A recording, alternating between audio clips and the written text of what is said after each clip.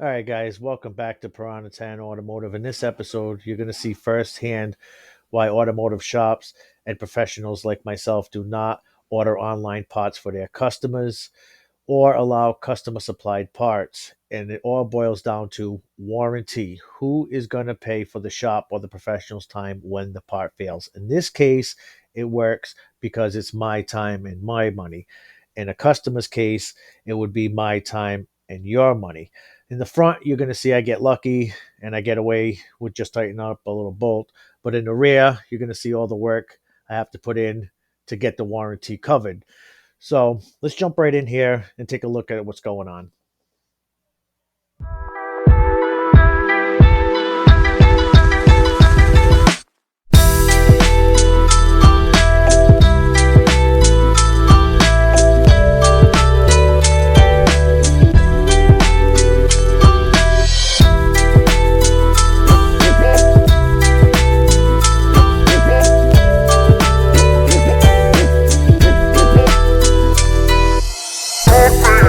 Piranha 10 Automotive.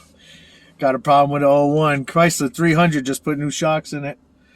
Complete springs, bushings, the whole 9 yards. No quick strut here. And they failed, so sometimes new parts fail too. So let's listen what's going on. Drive away. Got my chauffeur here. Come on, chauffeur. Get us going. All right, so we'll listen for a squeak back here at the top of the strut. I'm hearing a clunk in the front. Now, right? Huh? Now, right? I'm also hearing a clunk in the front. Brand new, complete, quick struts, squeaking and clunking all over the damn place. This side's definitely squeaking. Let's jump over to the passenger side here.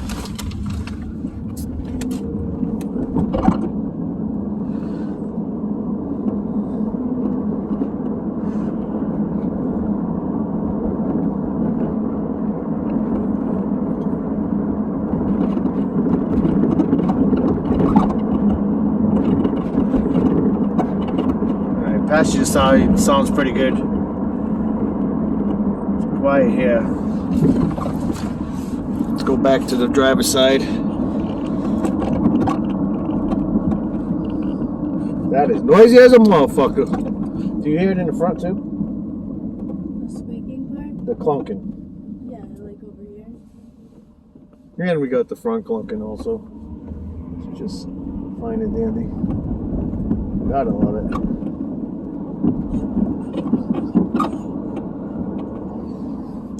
All right, now we're gonna have to take this driver's side rear apart and see what's going on there. And sounds like the driver's side front. So driver's side shit.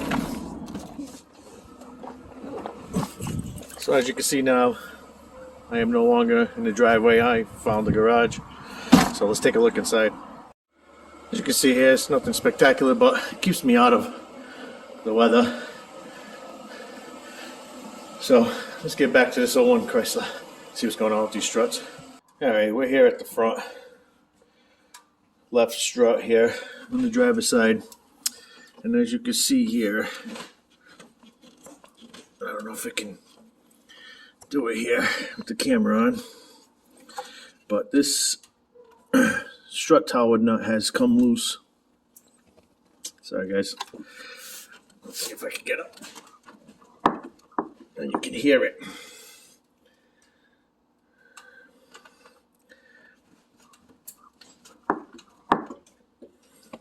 So this is a perfect example why I do not recommend online auto parts stores like Rock Auto and carparts.com, stuff like that.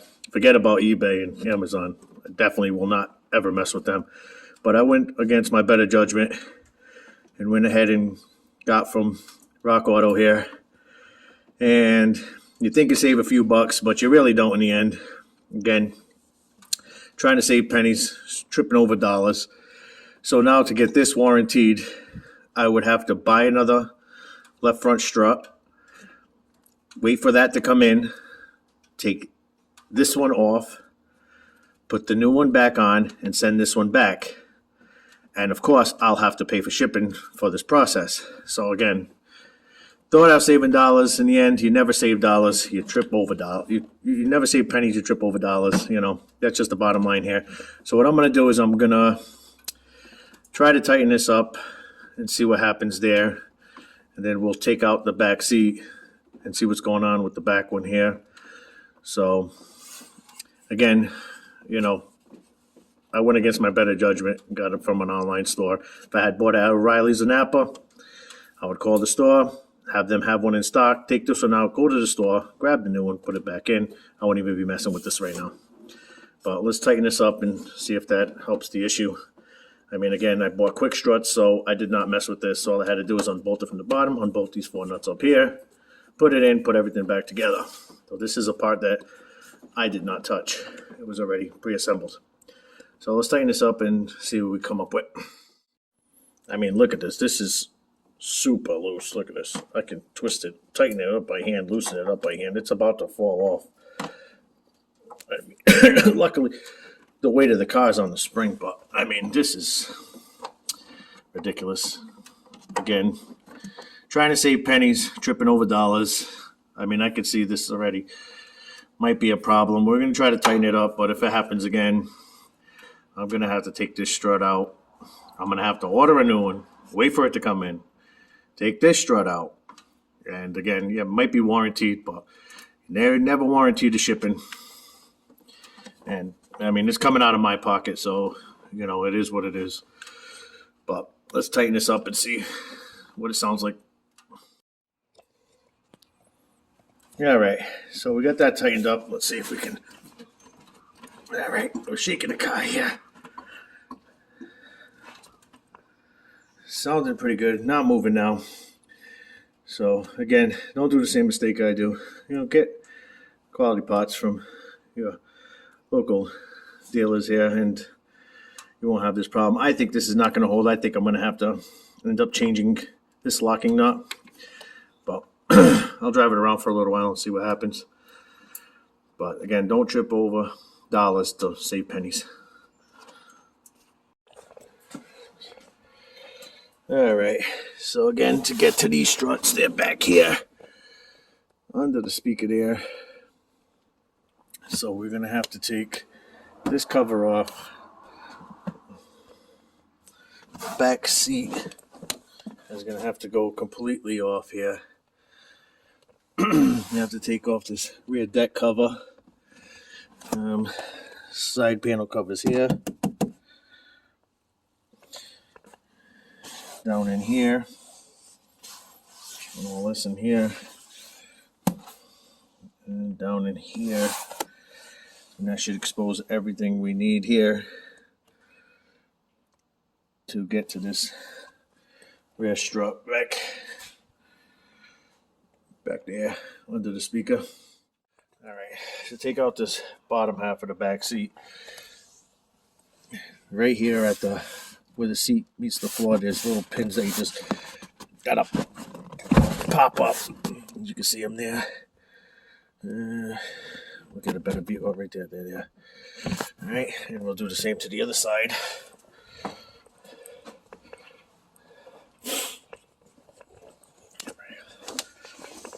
All right, same thing here.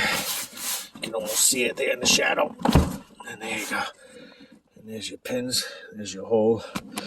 And this back seat will slide right out. Like so. Now, all right, so you can see behind the seatbelt here, we got a couple of nuts here on the studs. So that is an 18 millimeter, so we'll take that off. This is the driver's side here, right in between the seatbelts, holds the seatbelts to the body. And then there's another one on the passenger side. So we'll take these off and then push the seat up towards the roof of the car. So let's get it. Just show you an example of the back seat here. So these rings here stick out, and then they'll slide into these hooks here There's 3 hooks, and then they'll hook onto the ring and slide down, and then your back seat will be out.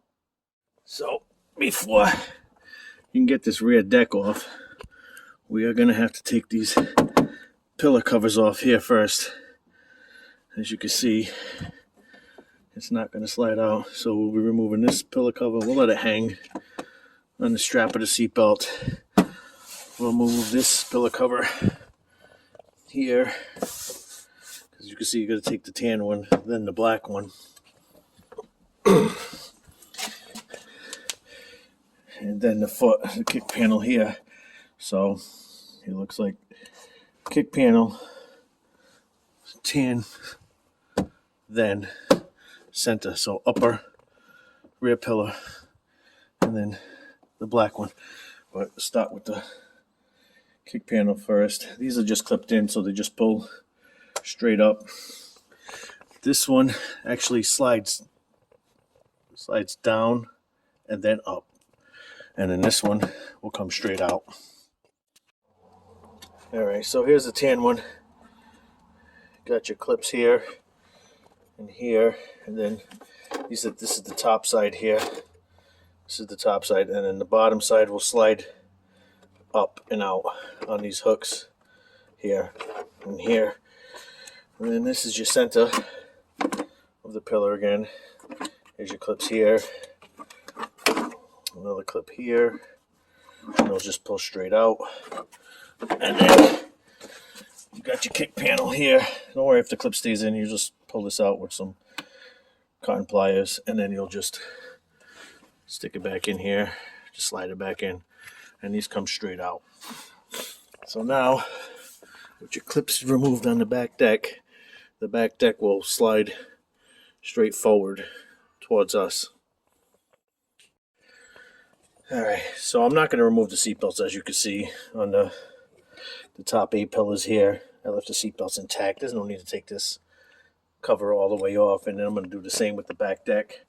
But as you can see on this one, your hooks are here, actually like a tabbed hook here, and then your rings are sitting way back here like so, and they'll just slide in here.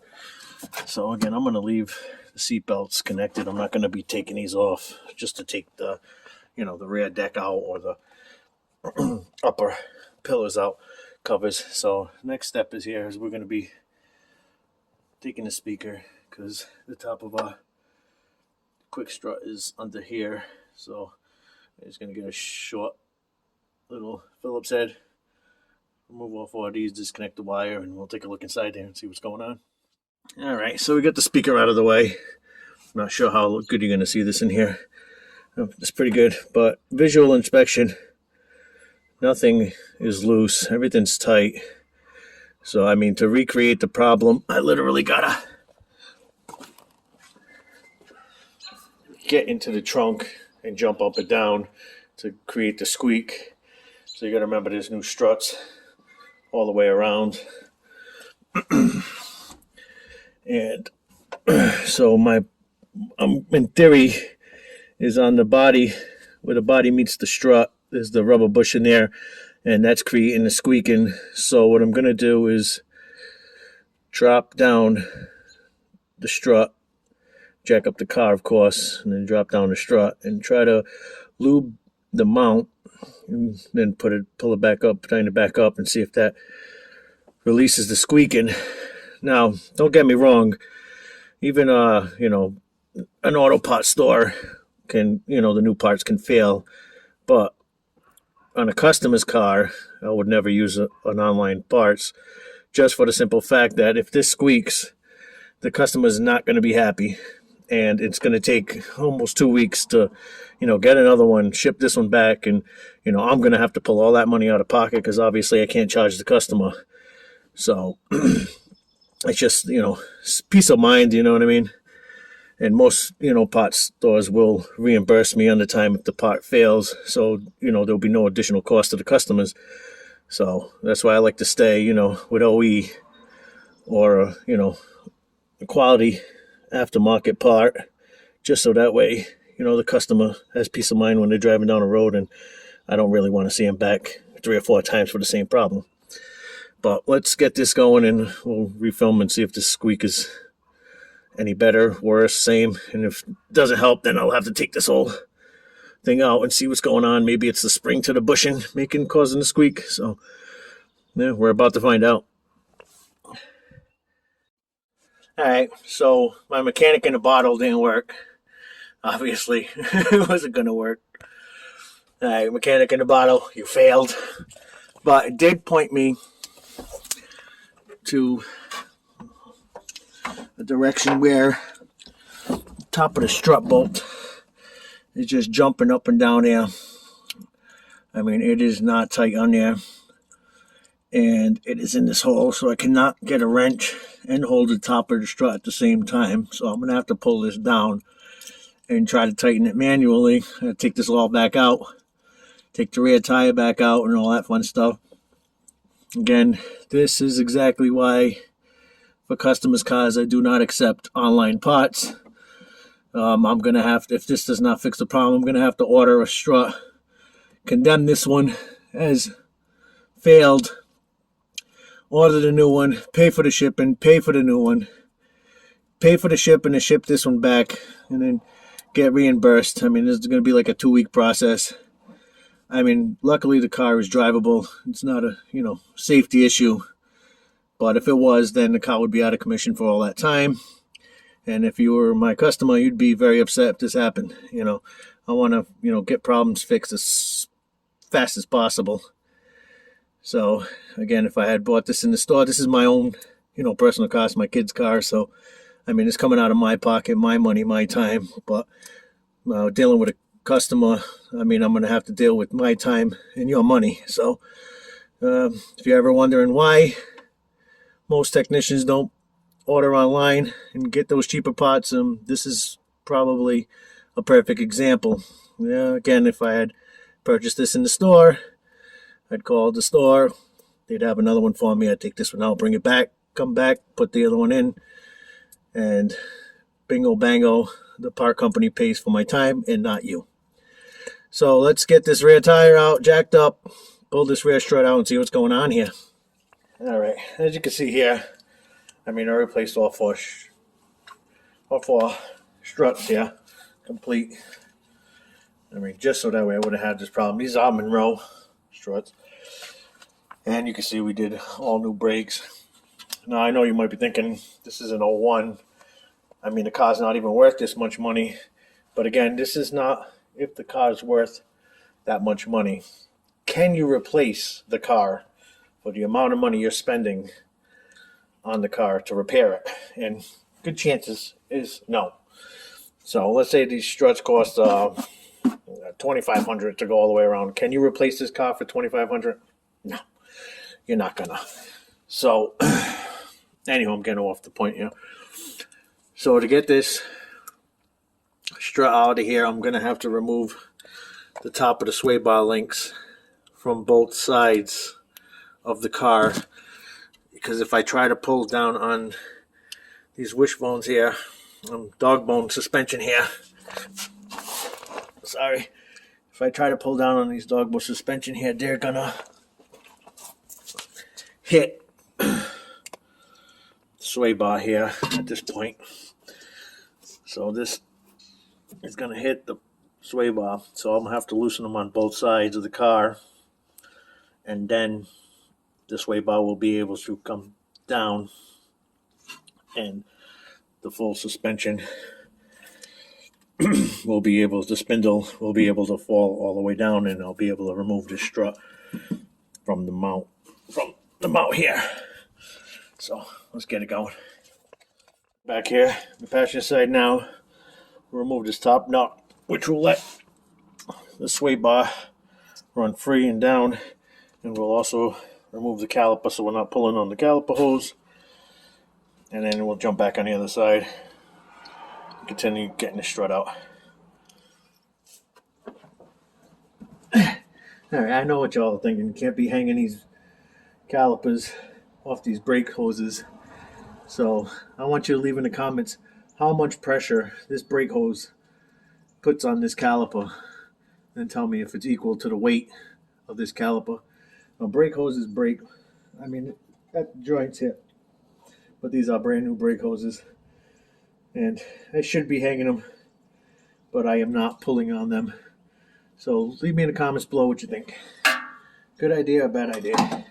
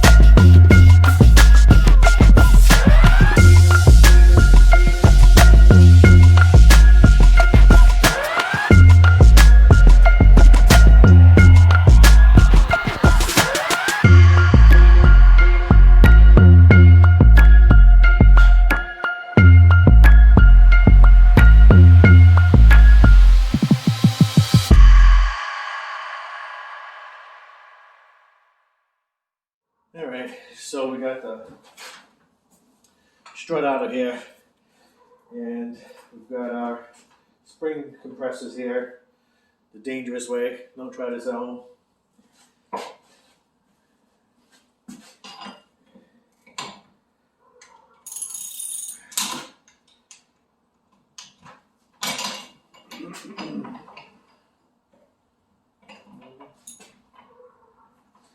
As you can see here, that nut is as tight as it's going to get. So this quick strut has failed. Again, if you're wondering why your technician does not buy parts from online, this is the reason why. So now I get to have the fun. Again, this is, my time, my money. We don't want to waste your time, your money.